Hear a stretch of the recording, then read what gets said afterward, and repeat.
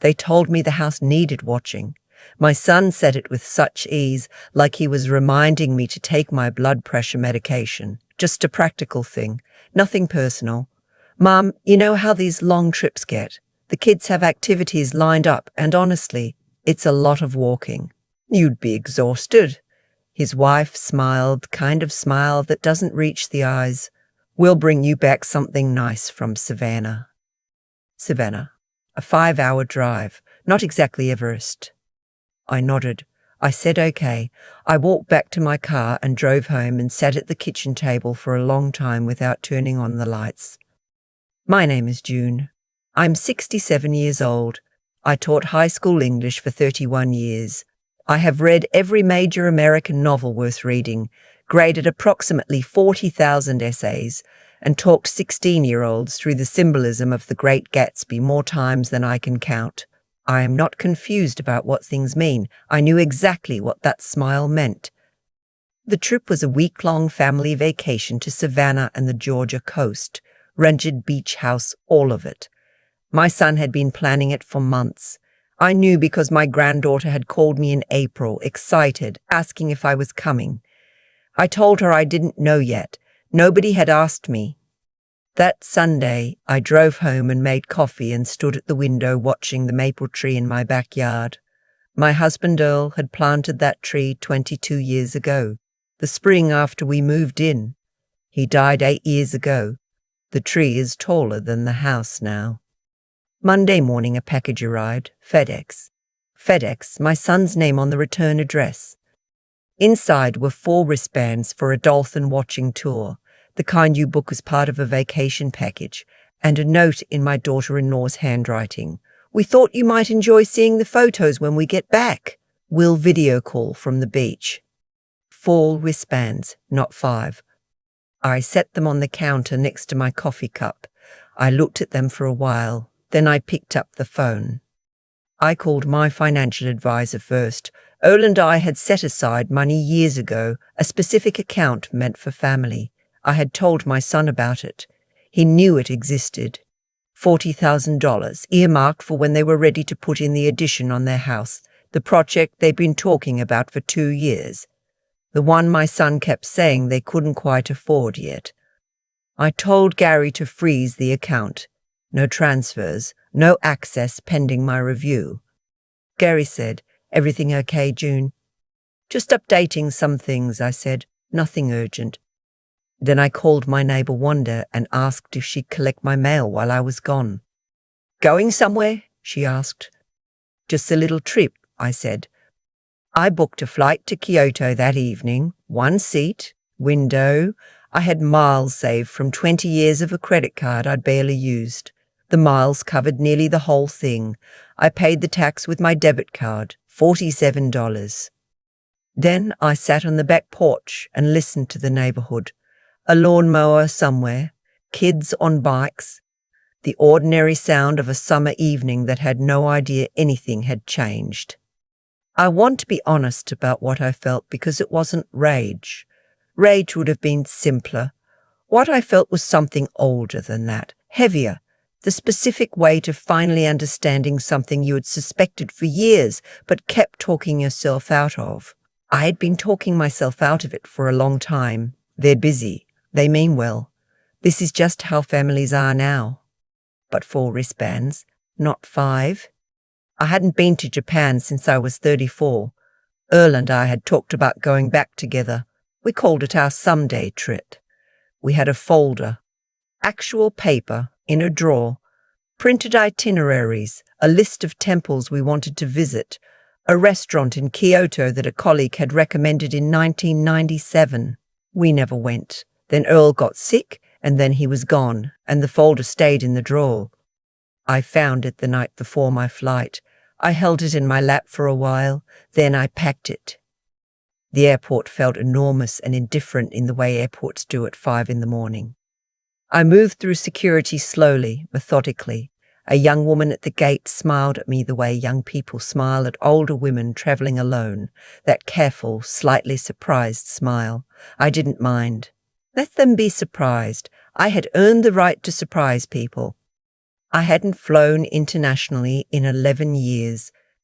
The plane was louder than I remembered, and the seat was smaller, but somewhere over the Pacific I fell into a deep, dreamless sleep. The kind that only comes when you've made a decision and stopped arguing with yourself about it. I landed in Osaka, took the bullet train to Kyoto. The efficiency of it struck me, everything precise, everything on time, a kind of civic dignity in how the trains ran. I thought about 31 years of trying to get 16-year-olds to turn things in on time, and laughed quietly to myself. My hotel was small, on a side street near Gion. Clean, simple, a window that looked onto a narrow alley where two cats were conducting some kind of territorial negotiation over a drain cover. I set my suitcase by the wall, sat on the edge of the bed, and looked around. I did not cry. I had expected to cry. Instead, I felt something I hadn't felt in so long I almost didn't recognize it. Quiet, my own kind. The next morning I woke before 6. I put on the clothes I'd laid out. Sensible walking shoes, the grey linen shirt Earl always said made my eyes look green. I found a coffee shop 2 blocks away, run by a woman about my age who handed me an espresso without fanfare and pointed to a stool by the window. I sat there for an hour, watching the street come awake. My phone had 8 messages. 3 from my son, 2 from my daughter-in-law, 1 from Wanda, who had found my mail, no problems, just a water bill. 1 from my granddaughter, Blythe, who had heard from her parents that I had apparently done something and wanted to know if I was okay, and 1 from my son again. I read Blythe's first. "Grandmum, where are you? Mum and Dad are freaking out a little. Are you okay? Please tell me you're okay." I typed back, "I'm fine, sweetheart. I'm in Japan. Don't worry." Her reply came in 40 seconds. "Japan." Then wait. "Is this about the trip?" Then Grandma. "I'm so sorry." I held the phone for a moment. Then I put it face down on the windowsill and ordered another coffee. I spent the morning at Fushimi Inari, the thousands of red torii gates climbing the mountain, one after another, like a sentence that doesn't end. I walked slowly. My knees aren't what they were. I stopped often, stepped aside for the younger hikers, found small wooden benches tucked into the hillside where I could sit and listen to the birds and the sound of wind through the wooden gates. There was something about it I couldn't explain. Not peace, exactly, more like permission. Like the mountain didn't care how old I was or how slowly I moved. I ate lunch alone at a small restaurant near the base of the hill. Tofu and rice and miso soup. The waiter was patient with my pointing. He brought me tea without being asked. On the train back, I sat next to a woman who was, I estimated, somewhere in her mid-70s. Silver hair, good posture, reading glasses pushed up on her head. She was eating a rice ball out of a convenience store wrapper with the focused pleasure of someone who had stopped apologizing for simple enjoyments. She glanced at me, nodded, went back to her rice ball. I liked her immediately. Her name was Vera. She was from Portland, Oregon, originally, though she'd been living abroad, mostly Germany, partly Portugal, for the past decade. She had a daughter in Seattle who called every Sunday, and a son in Atlanta who called when he needed something. She said this without bitterness, just fact. "You travel alone often?" I asked. "Always," she said. "My husband died 12 years ago. After that, I decided I wasn't going to wait for anyone to have a life." She said it the way someone says a thing they've said many times and still mean. We got off at the same stop by accident. She was also heading toward Gion, and walked together for a while. She knew the neighborhood. She had been in Kyoto for 2 weeks already and spoke with the comfortable authority of someone who had learned which streets to avoid at tourist hour. She walked quickly for her age. I kept up. "What brings you here?" she asked. I thought about how to answer that. "My son forgot to include me in the family vacation," I said. So I came to Japan instead. She stopped walking, looked at me. Then she laughed, not unkindly. How long have you been planning this? About 36 hours, I said. She nodded like this was the most reasonable thing she'd heard all week. Good, she said. Come on. I know a place that does the best cold sake in Kyoto, and they never rush you. I went. That evening, over small ceramic cups of sake and a plate of pickled vegetables I couldn't identify but kept eating anyway, I told her more than I'd planned to. About Earl, about the folder in the drawer, about 31 years of teaching other people's children, while my own, not child, my son, singular, had somewhere along the way stopped seeing me as someone with a life that extended past his own. Vera listened without performing concern. She didn't tilt her head or make sympathetic sounds. She just listened, and when I was done, she said, "Did you freeze the account?" I looked at her. How did you know about? Because you're a practical woman, she said, and that's what practical women do. She raised her cup. I raised mine. I slept 9 hours that night, deeply, completely, the way I used to sleep before Earl died, and I started waking at 3 a.m. to a house full of nothing. The messages kept coming. By Thursday, my third day in Kyoto, my son had left 4 voicemails. I didn't listen to them. My daughter-in-law had sent a long text that I skimmed, concerned, confused. The kids are asking questions. Can you just let us know you're safe? I sent her one line, I'm safe. I'll be in touch when I'm ready. Blythe sent me a photo of herself making a face at her parents' backs. They're totally spiraling, she wrote. I told them you were fine. They didn't believe me. I believe you. I sent her a photo of the Torii gates from that morning. She sent back 3 fire emojis. Vera and I fell into a loose companionship over the following days. Not joined at the hip. She had her own itinerary, her own pace. But we met for breakfast most mornings at a small coffee shop run by a man who made pour-over coffee with the gravity of a surgeon and was clearly delighted that we came back. In the afternoons, we sometimes wandered the same neighborhoods by coincidence, ended up at the same temple or the same covered market, and walked together without feeling the need to talk the whole time. That was the gift of her, actually, the not talking. Most people feel silence like it's a problem to be solved. Vera treated it like furniture, comfortable, already there. On the 4th day, I went to Nishiki Market alone. Narrow, packed, smelling of fish and sesame and something sweet I never identified. I bought a small ceramic dish, blue-grey, roughly made in the way things are when someone has made 10,000 of them and stopped pretending perfection is the point. I thought of Earl. I bought it anyway. Maybe because of him. I called Blythe from a bench outside the market. She answered immediately, Grandma, oh my God, tell me everything. She was 18, starting college in the fall, and had her grandfather's way of making you feel like you were the most interesting person in the room. We talked for 40 minutes. She told me about her summer job, the art class she was taking, a boy she liked who didn't like her back and was, she said, honestly kind of a relief because he had terrible taste in music. I laughed. She asked about Vera. She asked what I'd eaten. She wanted to know if I was happy. I thought about that for a second. Yes, I said, I think I actually am. Good, she said quietly. You deserve to be.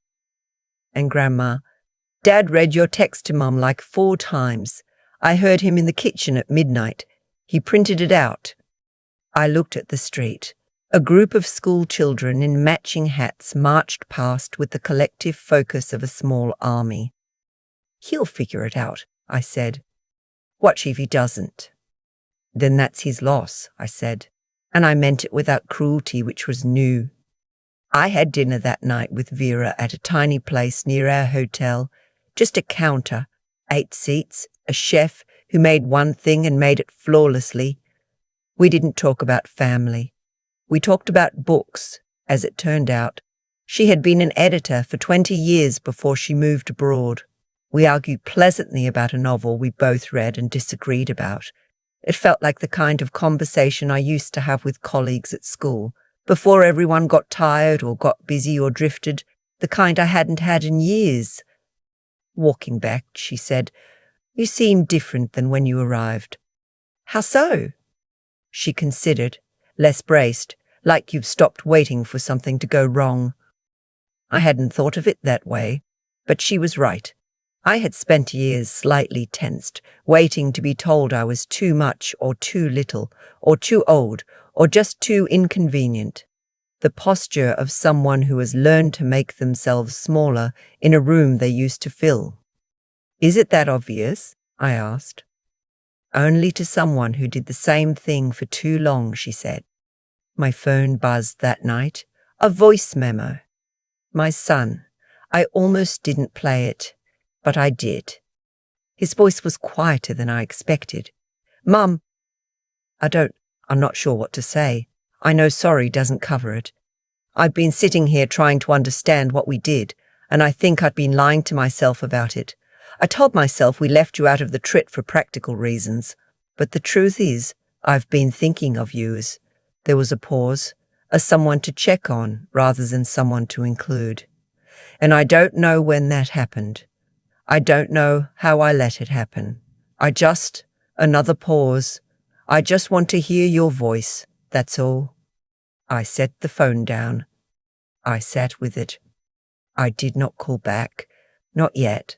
Some things need space before they can be answered. The next morning, I took the train to Hiroshima. I had not planned to go. It was Vera who mentioned it over coffee. She had been the week before, she said. She was quiet about it in a way that meant something. I thought about it for an hour, then bought the ticket. The Peace Memorial Museum is not a comfortable place. It's not meant to be. I walked through it slowly, reading, looking, stopping. There were artifacts, photographs, the ordinary belongings of people who woke up one morning not knowing it was their last one. A child's lunchbox. A woman's wristwatch, stopped at 8:15. I don't have the right words for what I felt there. I don't think anyone does. What I know is that I stood in front of a photograph of the city before the ordinary morning of it.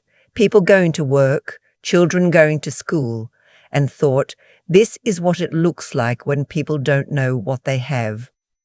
I was not drawing a grand comparison. I'm not dramatic enough for that. I was just standing there, 67 years old, thinking about how long I had waited to be included in my own life. I walked to the park afterward, sat by the river. A heron stood absolutely still in the shallow water. For so long I began to wonder if it was real. Then it moved, smooth and certain, and was gone. I took out the notebook I had bought in Kyoto, small, dark blue, the kind with a ribbon marker, and I started to write, not for anyone else, just the things I had never managed to say out loud. I have spent 8 years managing grief so quietly that no one noticed I was grieving. I stopped wearing my red coat because my daughter-in-law said it was a lot. I gave it to Goodwill. I have thought about it every winter since. I was not a difficult person. I became an easy one. Those are not the same thing. I love being a mother. I did not love disappearing into it. I wrote for a long time. The heron came back. Or maybe it was a different heron. On the train back to Kyoto, my phone showed a message from my daughter-in-law. Longer than usual. I read it slowly. June. I've been writing this for 3 days and deleting it. Here's what I have to say. I was wrong. We were wrong. I told myself we were being considerate, that the trip would be too much for you, that you'd be more comfortable at home. But I was making a decision about your life without asking you, and I knew it when I did it, and I did it anyway. I think I've been doing that for a while. I don't have an excuse. I have an apology. I know it doesn't fix the money, and we are not asking for that back. Please don't worry about that. That's not why I'm writing. I'm writing because I miss you. We all miss you. Blythe told us you sound like yourself again, and I didn't realize until she said that how long it's been since I'd heard that. I read it twice. Then I watched the countryside out the window. Rice paddies, mountains, the occasional farmhouse, a life going on without caring whether anyone was watching. She wasn't wrong. She wasn't right yet either, but she had started. My last day in Kyoto, I went to Ryoanji, the famous rock garden. 15 stones arranged in raked gravel, same as it's been for 500 years. I sat on the viewing platform for a long time. People came and went around me. A man tried to count the stones from every angle, convinced he was missing one. He wasn't. That's the thing about the garden. It's designed so you can never see all 15 at once, no matter where you stand. I thought about that. There are parts of a person you never see, no matter how long you've known them. I had spent years trying to be simple enough, small enough, easy enough to see all at once, arranging myself for convenience. I flew home on a Thursday. Nobody was waiting. I hadn't told anyone my flight time. I took a cab from the airport, watched the familiar roads come back, the freeway exits. I knew by feel, the strip of suburbs that turned into neighborhoods that turned into my street. My house was quiet. Wanda had been in. The mail was stacked on the porch table, a sticky note on top, "Welcome back. There's banana bread in the bag by the door. Don't argue." I brought it inside. I didn't unpack right away. I made coffee, opened the windows, let the house remember that I was in it. Blythe texted within 20 minutes. "Are you home?" "Yes." "I'm coming over." No question mark. A statement. "Doors open," I typed. She arrived in less than half an hour, still in her work uniform, backpack hanging off one shoulder, and she stood in the doorway for a second just looking at me. Then she crossed the kitchen and hugged me and didn't let go for a while. "You look different," she said when she pulled back. Good different or bad different. She studied my face with the seriousness she usually reserved for her artwork. "Like a window that got cleaned," she said. I laughed. She sat at the table and stole a piece of banana bread, and we talked for 2 hours. Real talk. The kind where both people are present, where the silences don't need to be patched over. She told me that her father had been, her word, gutted. That he'd read my name into every room, looking for me.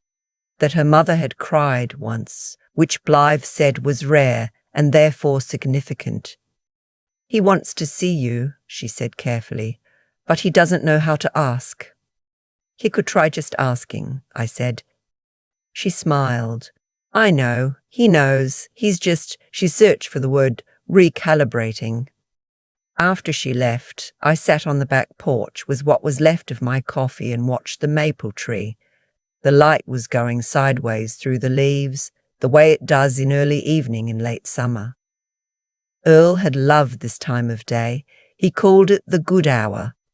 My phone rang. My son. I let it ring once, twice, 3 times. Then I answered. "Mum." His voice broke a little on the word, just at the start, then steadied. "I'm sorry. I mean it.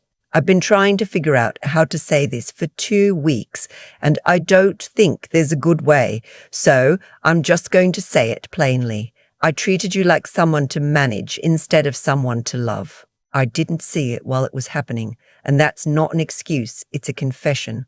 I want to do better. I don't know exactly what that looks like yet, but I want to learn."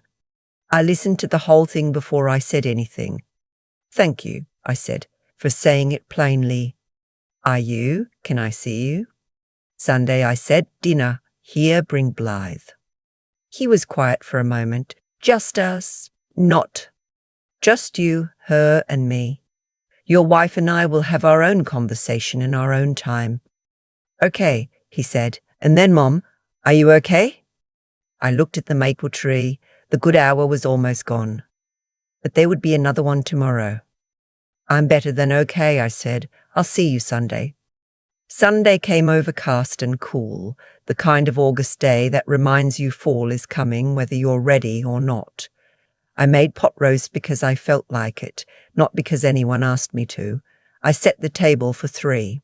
I put out the good placemats, the ones Earl and I had bought at a market in Vermont years ago, the ones that had been folded in a drawer since he died because I kept telling myself they were for special occasions. This was a special occasion. They arrived together, my son a step behind Blythe, the way he'd been a step behind her entire life. She had always been more certain about where she was going. He looked tired and a little raw, the way men look when they've been confronted with something they can't argue their way out of. He stood in my kitchen and looked around like he was seeing it for the first time, or maybe like he was trying to see it the way I did. "It smells like Sunday," Blythe said. "Sit down," I said. "It's almost ready." We ate. The pot roast was good. I'm not being immodest. I've been making pot roast for 40 years. We talked about Blythe's school plans, about the neighbourhood, about a movie nobody had seen but everyone had an opinion about. We talked around the edges of the thing, and that was fine. That was how it needed to start. Toward the end of dinner, my son looked at me and said, "I found your account, the one you froze." "I know you did," I said. "We don't want," he started. "I know you don't," I said. "We'll figure that out. That's not why I froze it." He nodded slowly. "Why did you?" I thought about how to answer. Outside, the first leaves were beginning to turn on the maple. Because I needed you to understand that being included matters. Not just the money. Not just the gesture. Me. In the room. At the table. On the trip. I set down my fork. I've been the background of your life for years, and I allowed it because I told myself it was fine. It wasn't fine. He didn't look away. That was something. "I know," he said. "Good." I stood and started clearing plates. "Now come help me with the dishes. Blythe, there's pie on the counter." Later, after they'd gone, I stood at the sink with the water running and thought about Vera. I'd sent her a message that morning. She was in Lisbon now, had moved on from Germany, was learning to make pastéis de nata. She had replied with a photo of herself at a tile-covered wall, one eyebrow raised, holding a small pastry like a trophy. "Well," she'd written, "how's the recalibration going?" Slowly, I'd typed back, the right speed. I opened my notebook to the last page I'd written. The page from the bench in Hiroshima, and below it I wrote, "Things I am done apologizing for, taking up space, having opinions about my own life, wanting to be asked, going to Japan, the red coat, the $40,000, the fact that I still have dreams." I read it over. Then I added one more line. "I was never too old to be seen. They just stopped looking.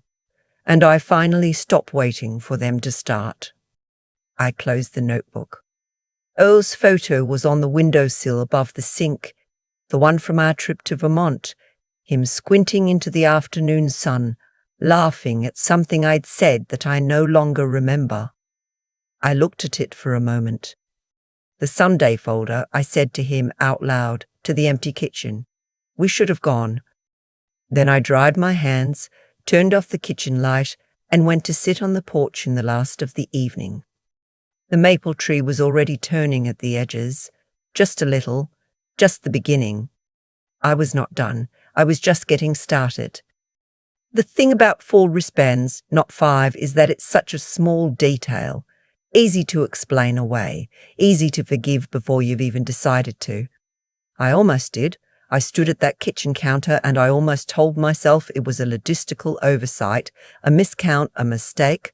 That's what I'd been doing for years, finding the most generous explanation and handing it to the people who hadn't earned it. But I didn't, and I think that was the first honest thing I'd done for myself in a long time. I've thought a lot about why it took me this long. I'm not a weak person. I raised a son on my own after Earl got sick. I managed a classroom of 30 teenagers every day for 3 decades. I know how to hold a hard line.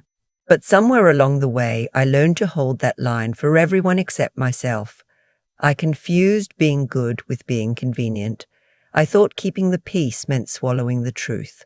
And the truth is that we teach people how to treat us, not with speeches, not with ultimatums, but with what we consistently accept. When I froze that account and booked that flight, I wasn't punishing anyone. I want to be clear about that, because my son thought I was at first, and I understand why. It looked like punishment. But it was something simpler. It was me finally behaving like my own needs were real, like my presence at a table mattered, like a 67-year-old woman who still had dreams and opinions, and a folder full of someday plans had the same right to show up for her own life as anyone else. Vera understood that without my having to explain it. She'd gotten there before me, after her husband died, and she'd made a decision I was just now catching up to, that waiting to be included is a way of agreeing that you don't quite deserve to be. I don't think she was the smartest person I've ever met, but she was one of the wisest, and there's a difference. Wisdom isn't about knowing more, it's about being honest with yourself long enough to actually use what you know. Blythe got it too, even at 18. She wrote down things in her own notebook that I wish I'd understood at her age. That loving someone doesn't mean making yourself smaller for them, that silence isn't the same as strength. She learned it by watching me. I'm not sure whether to be proud of that or ashamed that she had something to watch. What I know is this: the life I came back to is not the one I left, not because my son apologized, not because my daughter-in-law found the words, but because I went to Japan, because I sat on a bench in Hiroshima and wrote down the things I'd never let myself say, because I danced at 67 in a garden with wind in the trees and thought about a man who planted a maple and never saw how tall it would grow, because I stopped asking permission to exist. That's not a small thing. That took everything I had. The courage to go, the honesty to know why, and the steadiness to come back without pretending nothing had changed. I was never too old. I was just overdue.